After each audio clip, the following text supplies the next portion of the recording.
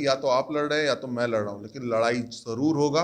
हमको जीतना भी, हम लड़ेंगे सर तो जीतने के लिए लड़ेंगे। ऐसा कोई जनप्रतिनिधि नहीं है सर जिससे पर्सनली वो मिले ना हो। रहे सर 5 महीने से मेहनत कर रहे हैं, और मेहनत आप जानते हैं कि एक आदमी करता नहीं, कोई नेता अकेले बड़ा नहीं बनता है। और कुछ हद तक गोलबंदी बनी रही थी। कुछ लोग कोशिश कर रहे थे कि भले ही ये कितने भी काबिल हों, इनको नीचे खींचा जाए, इनको नीचे किया जाए। सर बात अब दरअसल ना इज्जत की हो गई है, सम्मान की हो गई है। तो वही एक कारण है जिसके कारण हम लोग थोड़ा और ज़्यादा सदमे में हैं कि क्या कारण हो सकता है। निकाय कोटे से होने वाले बिहार विधान परिषद चुनाव की जो सरगर्मी है वो तेज है। इसी बीच कई जो बगावती सुर हैं वो बिहार के सियासत में देखे जा रहे हैं। तमाम जो राजनीतिक दल हैं उन्होंने अपने उम्मीदवारों की घोषणा कर दी है, लेकिन कुछ पुराने दिग्गजों के नाम इस लिस्ट में नहीं रहे। भारतीय जनता पार्टी से सच्चिदानंद राय जिस तरीके से उन्होंने बीजेपी का नेतृत्व किया, उसके बाद इस बार जब सूची भारतीय जनता पार्टी ने जारी की उससे उनका नाम हटा दिया गया। इन तमाम मुद्दों पर बात करेंगे। हमारे साथ सच्चिदानंद राय के बेटे कुमार सत्यविक। कैसे देखते हैं सर, क्यों टिकट नहीं मिला, क्यों नाम काट दिया गया? सर देखिए, तो इसका स्पष्ट जवाब हमारे पास भी नहीं है, और स्पष्ट जवाब ना होने का कारण ये है कि ये जो इन्फॉर्मेशन मिला है कि टिकट कैंसिल कर दिया गया, काट दिया गया है, वो खुद हमें मीडिया के थ्रू मिला है कल शाम को।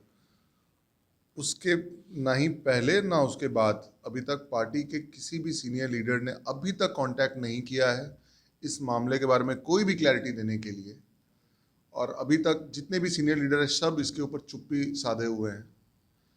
तो वही एक कारण है जिसके कारण हम लोग थोड़ा और ज़्यादा सदमे में हैं कि क्या कारण हो सकता है। क्योंकि सर कारण देखेंगे तो क्या कारण होता है सर। अगर काबिलियत की बात करेंगे तो मेरे पिताजी के काबिलियत के बारे में हमको कुछ बताने की ज़रूरत नहीं है। वो किस कंडीशन से उठ के आईआईटी क्लियर किए हैं, उसके बाद अपना बिजनेस बड़ा किए हैं, सब कुछ किए हैं। वो त्याग कर फिर वो समाज सेवा में घुसे, स्कूल बनाए, फिर अलग अलग हम लोग लगातार समाज में कुछ ना कुछ समाज सेवा के लिए कार्यक्रम करते रहे हैं। तो काबिलियत का तो कभी सवाल रहा नहीं है, भ्रष्टाचार का कोई सवाल है नहीं, साफ छवि है, सब कुछ है। तो वहाँ पे कहीं कोई कमी है नहीं। क्षेत्र में भी वो बहुत ज़्यादा टाइम स्पेंड करते हैं, समाज सेवा करते रहते हैं, क्षेत्र में कोशिश कर रहे हैं छपरा को आइडियल डिस्ट्रिक्ट बनाने का। तो वहाँ कहीं कोई कमी नहीं है जिसके कारण आदमी समझ पाए कि क्या कारण था। और इस तरीके से देखा जाए तो पिछले 5 महीने से सर जो हमारे जनप्रतिनिधि हैं, जो वोट करते हैं इस इलेक्शन में, वो जनप्रतिनिधि उनका ही इलेक्शन चल रहा था। उनका इलेक्शन पिछले 5 महीने चल रहा था, और मेरे पिताजी लगातार 5 महीने में एक्टिव रहे हैं। जनप्रतिनिधि जो जो इलेक्शन चल रहा था, जिनका ख़त्म हो रहा था, सबसे कॉन्स्टेंटली टच करते रहे हैं। किसी से 3 बार, किसी से 4 बार, किसी से 5 बार पर्सनली मिल चुके हैं। ऐसा कोई जनप्रतिनिधि नहीं है सर जिससे पर्सनली वो मिले ना हो। कम से कम 3 से मैक्सिमम 5 बार वो पर्सनली मिल चुके हैं। तो आप समझ सकते हैं कि इस तरीके का मेहनत चल रहा था, और ये सारा इन्फॉर्मेशन लगातार स्टेट लीडरशिप को मिलते रहा है, कुछ हद तक सेंट्रल लीडरशिप को मिलते रहा है। तो अगर कोई इनमें कमी थी तो ये बात पहले भी शेयर हो सकता था कि नहीं, पार्टी का इस बार आपको लेकर थोड़ा अलग विचार है, हम लोग कुछ और करने वाले हैं, आपको टिकट नहीं देने वाले हैं। नीतीश कुमार की भूमिका देखते हैं क्या इसमें? क्योंकि विगत कुछ महीनों में जिस तरीके से सच्चिदानंद राय ने उन तमाम मुद्दों पर नीतीश सरकार के ऊपर सवाल भी खड़े किए थे, चाहे वो लॉ एंड ऑर्डर की बात हो या फिर हेल्थ और एजुकेशन की। चांसेस बहुत कम है सर, चांसेस बहुत कम है। मुझे नहीं लगता कि ये जो चिट्ठी या जो ये जो लिस्ट दिया गया है उसमें नीतीश जी का कोई रोल रहा है। तो वो चांसेस नहीं है मेरे हिसाब से। अगर कुछ चांसेस हैं तो पार्टी के अंदर ही कुछ कुछ सीनियर लीडर्स थे जिनको मेरे पिताजी के काबिलियत से थोड़ा ईर्ष्या था, थोड़ा जलन था। हो सकता है ये उसी ईर्ष्या के एक तरीके के विक्टिम बन गए हैं। और कुछ हद तक गोलबंदी बनी रही थी। कुछ लोग कोशिश कर रहे थे कि भले ही ये कितने भी काबिल हों, इनको नीचे खींचा जाए, इनको नीचे किया जाए। तो हमको लग रहा है ये उसके विक्टिम बने हैं। हमको लग रहा है किसी तरीके से कुछ लोगों ने, कुछ इंपॉर्टेंट लोगों ने गलत इन्फॉर्मेशन सेंट्रल लेवल तक पास किया है, जिसके कारण जो असलियत है, बिकॉज अगर कोई असलियत जानेगा तो वो बहुत ही क्लियरली जान जाएगा कि जितने जनप्रतिनिधि है वो किस तरीके से पापा को सपोर्ट कर रहे हैं, किस तरीके से पिताजी को सपोर्ट कर रहे हैं। तो गलत इन्फॉर्मेशन पास किया गया है ताकि ये गलत डिसीजन ले। आगे की क्या रणनीति होगी? टिकट तो नहीं मिला, चुनावी मैदान में रहेंगे? सर जैसा कि हम बता रहे हैं सर, 5 महीने से मेहनत कर रहे हैं, और मेहनत आप जानते हैं कि एक आदमी करता नहीं, कोई नेता अकेले बड़ा नहीं बनता है। नेता को बड़ा करने वाले उनके समर्थक होते हैं, उनके सहयोगी होते हैं। तो जब वो ये मेहनत कर रहे हैं ना, हमारे साथ लगभग 300 से 400 लोग हैं जो डेली बेसिस पे हमारे साथ मेहनत कर रहे हैं। और आसान नहीं है अचानक से लोगों को बोलना कि अरे पार्टी ने एक गलत डिसीजन ले लिया है, इसीलिए आज से हम लोग ये इलेक्शन में पार्टिसिपेट नहीं करें, आप लोग सब कोई जाके घर में बैठ जाइए। ये करना सर मुमकिन नहीं है, खास करके जिस तरीके से ये किया गया है। तो सर बात अब दरअसल ना इज्जत की हो गई है, सम्मान की हो गई है। तो बैठा तो नहीं जा सकता, लड़ना तो पड़ेगा। लॉबी की आप बात कर रहे हैं, क्या लगता है जातिगत जो समीकरण है उसमें फिट नहीं बैठ रहे थे? सर ऐसा चीज़ है नहीं, ऑलरेडी ये सिटिंग एमएलसी है, कोई नए एमएलसी नहीं है, ये सिटिंग एमएलसी है। तो ये कौन सा सडनली, ये कौन सा नया कास्ट इक्वेशन आ जाएगा जिसमें फिट नहीं बैठे।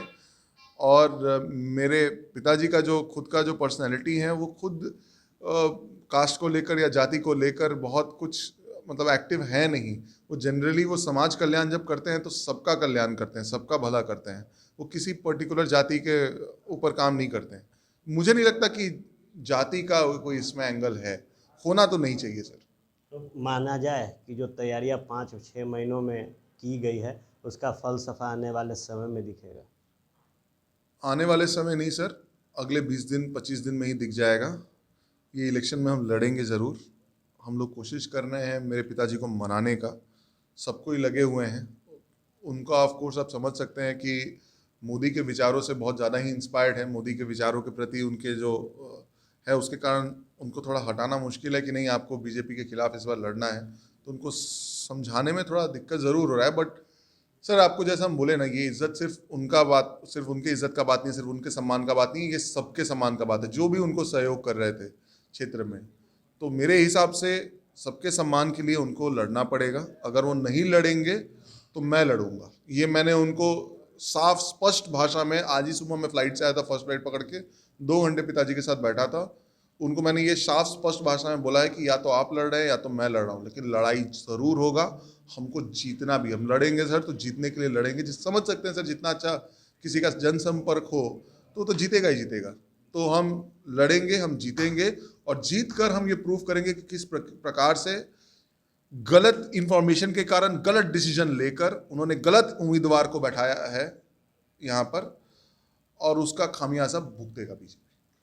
तो खामियाजा भुगतेगा बीजेपी। अगर सचिदानंद राय नहीं लड़ते हैं तो उनके बेटे जरूर चुनावी मैदान में होंगे, क्योंकि जो तैयारियां की गई है उसका परिणाम दिखाया जाएगा। आप बने रहे फर्स्ट बिहार झारखंड के साथ, खबरों का सिलसिला यूं ही चलता रहे। लोग यहाँ दिल्ली बंबई में घर पर घर खरीदते जा रहे हैं, और एक ये साहब है कि अपना घर बेच दिए।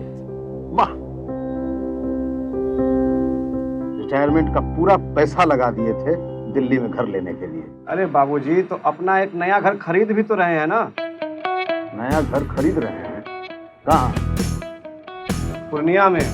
पूर्णिया में? हाँ। अरे बाबूजी, दिल्ली बंबई में घर खरीदना अच्छी बात है, लेकिन अपने घर पे घर खरीदना बड़ी बात है। देखिए, पूर्णिया में पनोरमा सिटी और पनोरमा हाइट दोनों जगह का ऑप्शन उपलब्ध है। देखिए और बुक कराइए। मतलब अपने शहर में अपना घर? जी बिल्कुल। अब कीजिए घर वापसी पूर्णिया के पैनोरमा सिटी और पैनोरमा हाइट में। पैनोरमा सिटी और पैनोरमा हाइट, आपके शहर में आपका अपना घर।